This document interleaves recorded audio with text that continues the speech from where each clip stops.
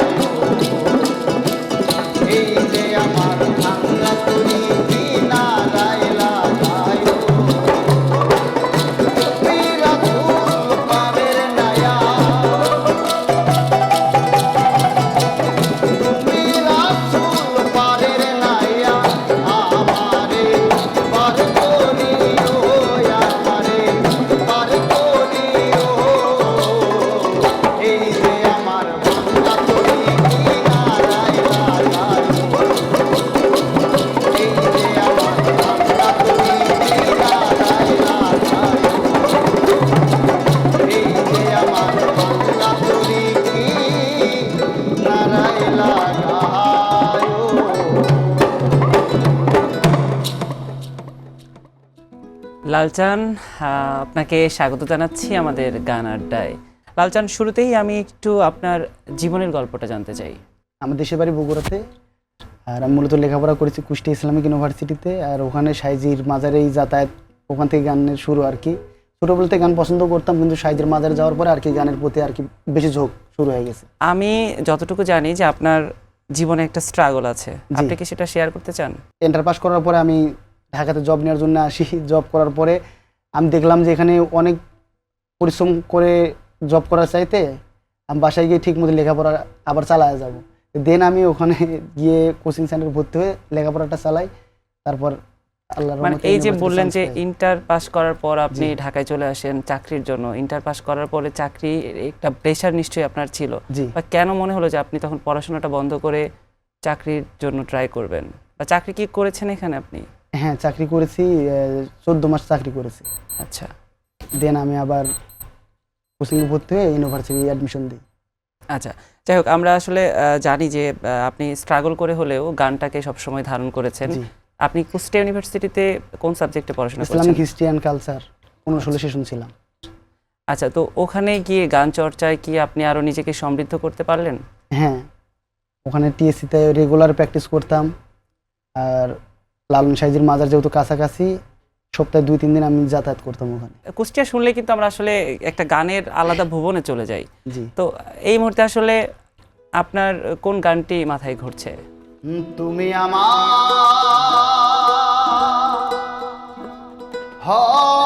হওয়া না হও, আমি যে তোমার হয়েছি, জীবনে মরণে শয়নে স্বপনে সব কিছু প্রেমে সপেছি,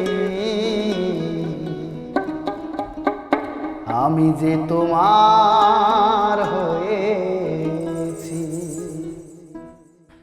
তুমি আমার হবা না হও, আমি যে তোমার হয়েছি, আমি যে তোমার হয়েছি।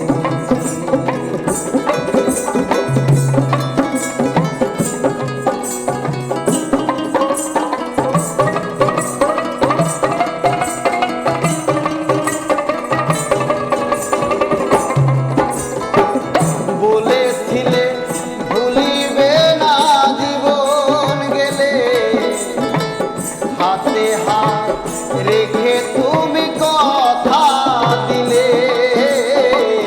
বলেছিলে ভুলিবে না জীবন গেলে, হাতে হাত রেখে তুমি কথা দিলে। তুমি যে আমার, আমি যে তোমার, তুমি যে আমার, আমি যে তোমার, এই বলে মন করেছি, আমি যে তোমার হয়েছি, ও আমি যে তোমার হয়েছি।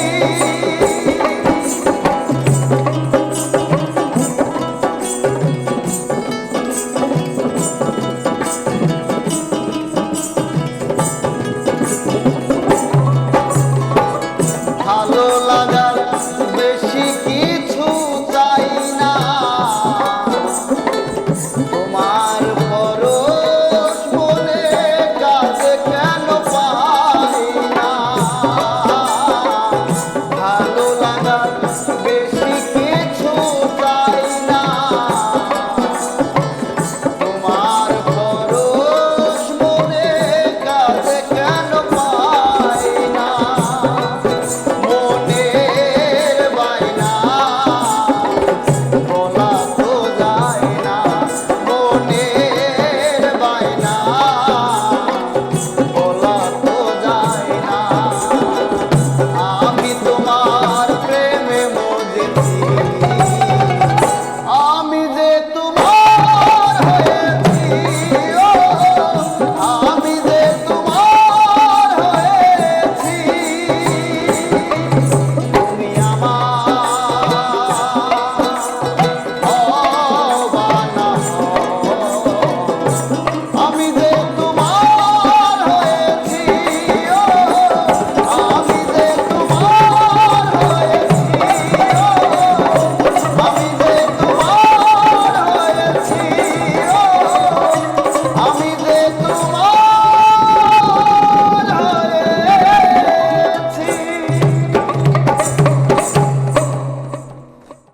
লালচান, আপনি কার হয়েছেন আমরা জানি না, তবে এই যে আজকে যে মানুষগুলো আপনার সঙ্গে আছে তারা কিন্তু একদম আপনার গানেরই হয়ে যাচ্ছে। আমাদের আজকের আড্ডার সবচেয়ে কনিষ্ঠ যে মেম্বার পারভেজ, সে দুর্দান্ত বাজাচ্ছে। জি। আমার ডান পাশে আছে শাহিন বাউলা ভাই। আমি তো মাঝে মাঝেই শুধু তার দিকে তাকাচ্ছি, কিন্তু আমি জানি যে আপনি যেরকম দুর্দান্ত বাজাচ্ছেন, আপনি ভালো গান লিখেন এবং ভালো গান গাইতে পারেন। আজকে অবশ্যই আমাদেরকে একটা গান শোনাতে হবে আপনার। আর আছে আমাদের শামীম ভাই। তো আপনাদের সবাইকে ধন্যবাদ জানাচ্ছি যে আপনারা লালচানের সঙ্গে আসলে যেভাবে তাল মেলাচ্ছেন, এটা সত্যিই খুব দুর্দান্ত একটি বিষয়। তো লালচান, আমি যেটা বলতে চাচ্ছিলাম যে এই যে গান করছেন বা এখন গানটাকেই আপনার নেশা পেশা সবকিছু, আপনার সব চিন্তা ভাবনা গানকে ঘিরে। গানে আসার পরে যে যে পরিমাণ পরিচিতি অথবা ভালোবাসা পেয়েছি, তার চেয়ে সম পরিমাণ মানে ভালোবাসা হারাইছি আর কি। একটা জিনিস অর্জন করলে তো তার সম পরিমাণ কিছু হারাইতে হয়। হারিয়েছেন বলতে আসলে বাংলাদেশে তো গানকে ওইভাবে প্রপারলি ভাবে দেখা হয় না, মানে গানের ভবিষ্যৎ নেই এমনটা কিন্তু ভাবা হয় না। মানে আপনার ব্যক্তি জীবনে কোনো প্রভাব পড়েছে? মানে আমরা কখন হারানোর কথা বলি যখন আমার নিজের জীবন থেকে কিছু চলে যায়? হারানো হ্যাঁ আছে, অবশ্যই আছে। আমরা একটু জানতে চাই সেটা। আমি গানে আসার কারণে অনেক দিনের একটা আমার লাইফ থেকে চলে গেছে আর কি। মানে কি সেটা আমরা একটু স্পষ্ট করে জানতে জানতে চাই। ভালোবাসা মানুষ আর কি চলে গেছে। আচ্ছা, মানুষ তো গান দিয়ে ভালোবাসার মানুষ আরো আসে। একজন গেলেও সারা বাংলাদেশ সারা পৃথিবী আমার জন্য খোলা আর কি। লালচান, আমরা আপনার কষ্টের গল্প শুনবো, আমরা আপনার গান শুনবো, তবে তার আগে যেহেতু শাহিন বাউলা ভাই আমাদের সঙ্গে আছে, আমরা তার একটা গান শুনে আসবো। আমি একটু কথা বলে নিই আমার সঙ্গে। হ্যাঁ, অবশ্যই। আচ্ছা, শাহ আব্দুল করিম, হাসান রাজা, রাধারমন দত্ত, দুর্মিনসার এলাকায় আমার জন্ম। আর বেগম রোকেয়া বিশ্ববিদ্যালয়ের প্রথম লোকসঙ্গীত দল ভবতরে, এটা আমার হাত ধরে প্রতিষ্ঠা। আচ্ছা, আমি বর্তমানে একটি শিক্ষকতা পেশায় আছি। আমি কুড়িল শাখার মিরপুর ক্যাডেট কোচিং শাখার, ওখানে আমি ইংরেজি পড়াচ্ছি। আপনার লেখা এবং সুর করা একটা গান শুনতে চাই আজকে। জি জি জি, এটা আমার লেখা সুর করা গান।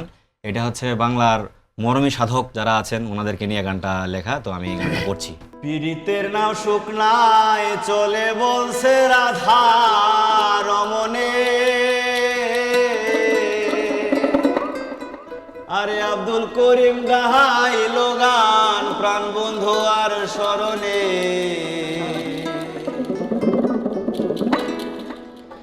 পীড়িতের নাও শুকনায় চলে বলছে রাধা রমনে, বলছে রাধা রমনে। আব্দুল করিম গাইল গান প্রাণ বন্ধু আর স্মরণে। পীড়িতের নাও শুকনায় চলে বলছে রাধা রমনে, বলছে রাধা রমনে। আব্দুল করিম গাইল গান প্রাণ বন্ধু আর স্মরণে।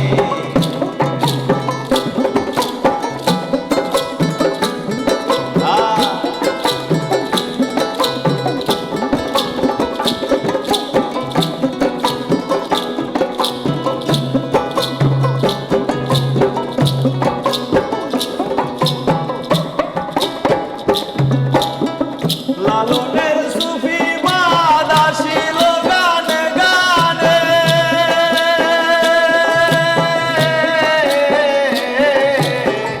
লালনের সুফি বাদাসিল গানে গানে।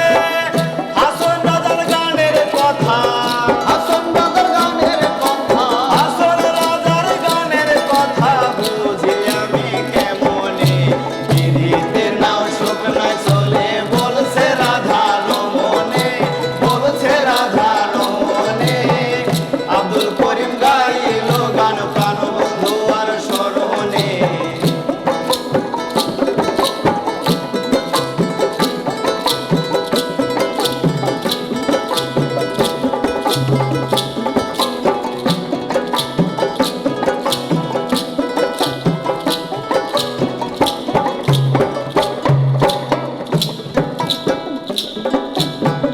বিজয়ের বিচ্ছেদ গাথা সর্বলোকে জানে,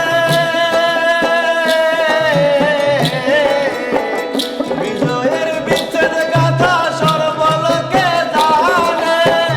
জালাল তার সাধন ভোজন, জালাল তার সাধন ভোজন, জালাল তার সাধন ভোজন করে গেল গোপনে। পীড়িতের নাও শুকনায় চলে বলছে রাধা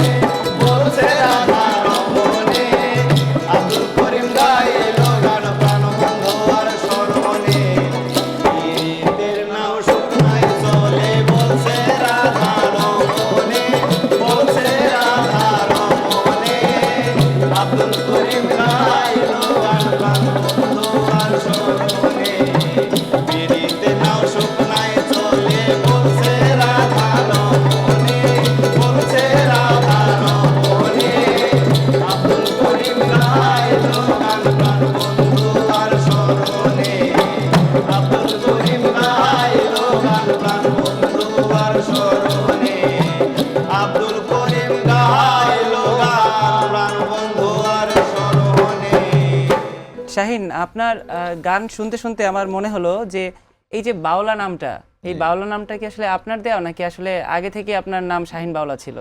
আসলে আমার সার্টিফিকেট নাম হচ্ছে শাহিন আলম। তো আমি যখন বিশ্ববিদ্যালয়ে গান করি তখন আমি একতারার একজন গুরু ধরেছিলাম, ওনার নাম হচ্ছে শাহজাহান ভান্ডারী, ওনার বাড়ি রংপুরে।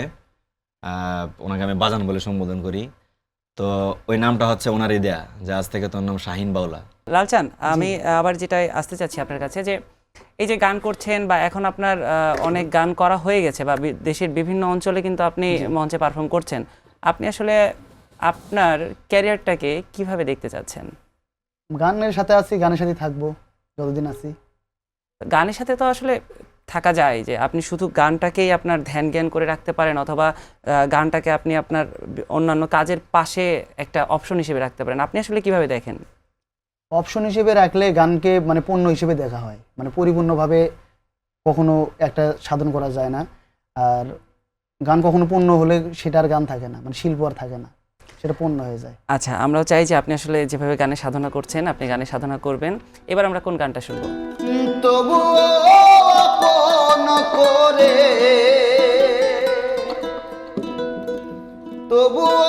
আপন করে জেনেছি তোমারে,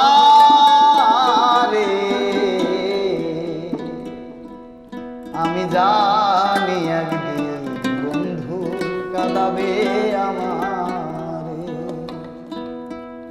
তবুও আপন করে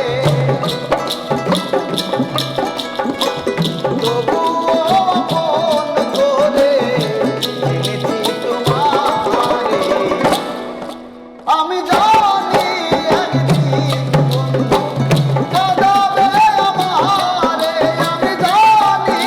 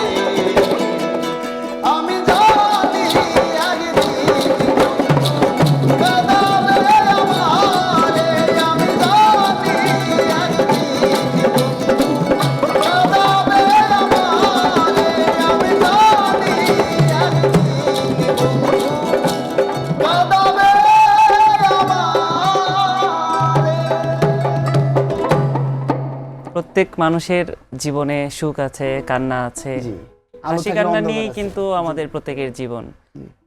তো জীবনের একটা পর্যায়ে ধাক্কা খেয়ে সেটাকে যদি আপনি সারা জীবন বয়ে নিয়ে যান তাহলে কিন্তু আপনি সামনে আগাতে পারবেন না।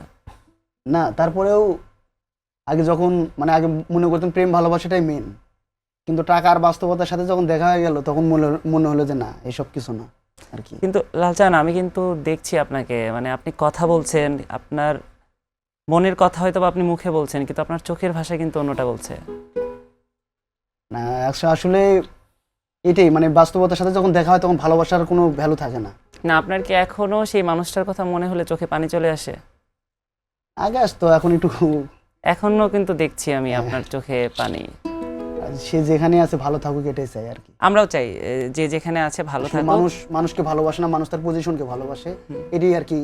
তাহলে শেষ। লালচান তার সেই পজিশন করে দেখাবে বা সেই অবস্থানে গিয়ে একদিন ইনশাআল্লাহ। দেখাবে যে তাকে যে আমার, ছেড়ে গেছে সে আসলে ভুল করেছে, তাই? আমি সময় টিভিতে আসার পরে একটা কথাই সময় টিভিতে বলতে চাই যে যে কারণে ছেড়ে গেছে আমি সেই জিনিসটাই দিয়ে আমি সবার কাছে পৌঁছতে চাই আর কি। আচ্ছা, অবশ্যই আমরাও চাই, আপনার গান আমরা পছন্দ করি, আমরাও চাই যে আপনি গান দিয়ে আসলে শ্রোতাদের কাছে পৌঁছে যান। আমি এবার একটু পারভেজের কাছে আসতে চাই। পারভেজ এত শান্ত চুপচাপ একটা ছেলে। পারভেজ, একটু আপনার সম্পর্কে কিছু বলুন আমাদেরকে। আপনার সম্পর্কে আমরা জানতে চাই, এত চুপচাপ কিভাবে থাকেন আপনি? আমার চুপচাপ থাকতে ভালো লাগে। কি কি করেন আপনি? এখন বাসায় আছি আর ক্যাম্পাসে থাকতে এইটা বাজাইতাম, ভালো লাগে। আর একটা বিষয় খুব আমার নিজের কাছে ইন্টারেস্টিং মনে হয় যে আমি এটা শিখছি আমি নিজের আগ্রহে, আমি কোনো টিচার বা গুরুর কাছে যাই নাই।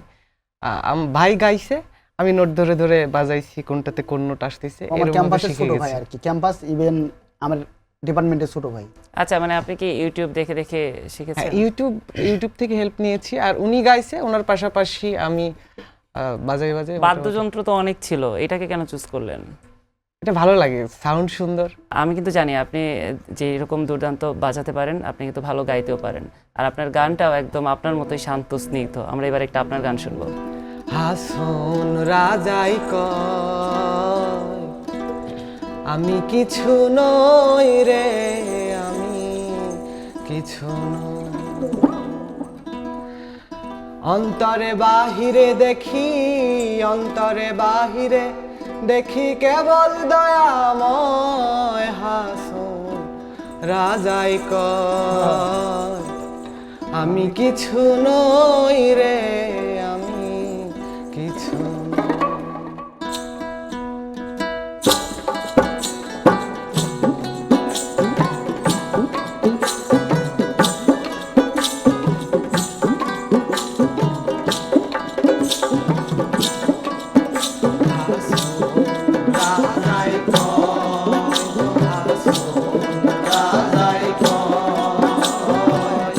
আমি কিছু নয় রে, আমি কিছু আসন রাজাই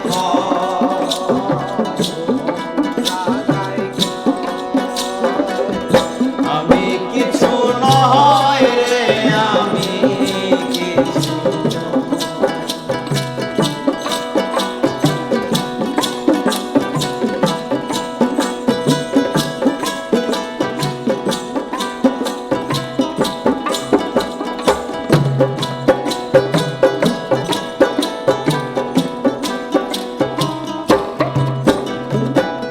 প্রেম বাজারে হাসন রাজা হইয়াছিল, হায়রে প্রেম বাজারে হাসন রাজা হইয়াছিল।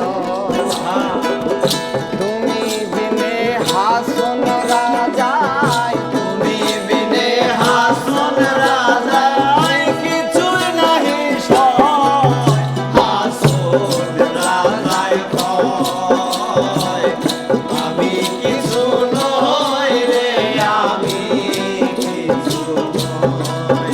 হাসন রাজাই কয় আমি কিছু নই রে, আমি কিছু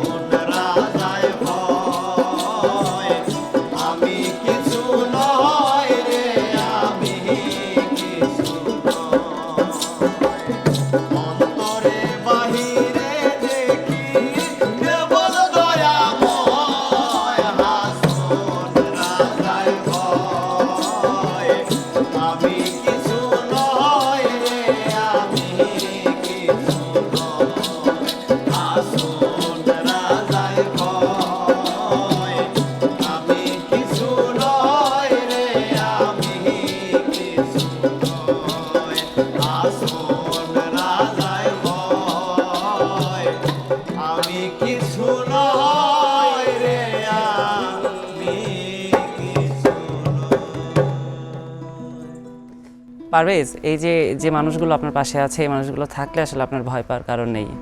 এই মানুষগুলো জি, আপনাকে সবাই অনেক দূর support করেছে। পৌঁছে দেওয়ার জন্য চেষ্টা করবে। আমরা সবার সঙ্গে কথা বলছিলাম। শামীম ভাই, এবার একটু আপনার সম্পর্কে আমি একটু জানতে চাই। আমি ফকির লালন শাহের একদম বাড়ির পাশের মানুষ। আমার বাসাটা সেউরিয়াতে, লালন শাহের সমাধির পাশেই। কুষ্টিয়া সরকারি কলেজ থেকে MBA করছি। আর মিউজিকটাকে জীবনের সাথে আসলে জড়ায়ে নিয়েছি। যেহেতু আপনি একদম লালনের যে তীর্থস্থান, সেখানকার মানুষ, অবশ্যই গানের সঙ্গে আপনার ছোট থেকেই বড় হওয়া। জি। আমরা কি আপনার একটা গান শুনতে পারি? আমি আসলে ওইভাবে কখনো গান, 2 লাইন হলেও হবে। ফকির লালন শাহেরই একটা গানের আর কি কিছু অংশ বলি। ঠিক আছে। পাশে আর সিনাগো ও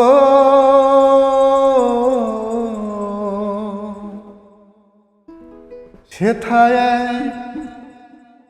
পড়শি বসত করে এক ঘর, পড়শি বসত করে আমি একদিনও না